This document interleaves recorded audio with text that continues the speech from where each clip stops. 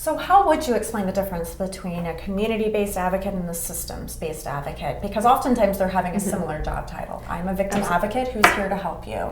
And it's wonderful that we have currently the number of advocates available throughout the state, but it's also important that people recognize what's similar about how they function and what's kind of unique or different. Absolutely. So community-based advocates typically work for independent organizations, so agencies like MOXA, most of which are nonprofit organizations. And we have a really strong code of ethics and confidentiality guidelines that guide our work with survivors.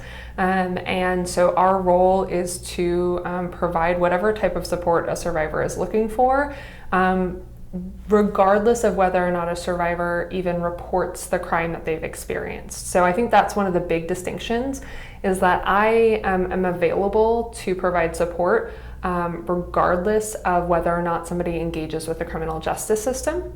A systems-based advocate might be housed in a police department or a prosecutor's office, and typically that person would not be in contact with a victim unless the victim is engaged in that process.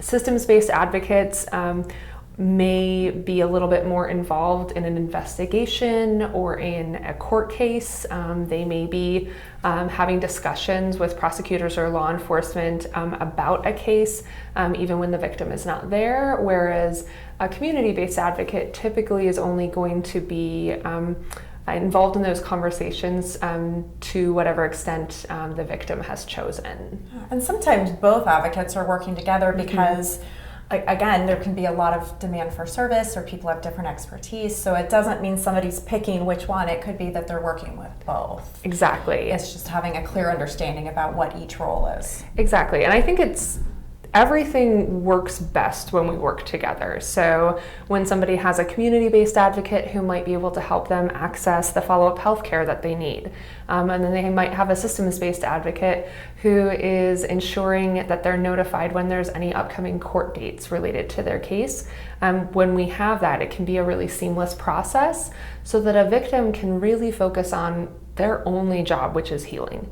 And we can work together to take care of all of the other business. And one of the big differences is that confidentiality, like you mentioned, that we have state law and federal protections for if somebody is seeking help from a community-based rape crisis center, that it's clearly confidential in terms of the information that's being provided, versus an advocate who's working with the prosecutor's office, it's a government entity, there's not that same level of confidentiality. So just keeping that in mind.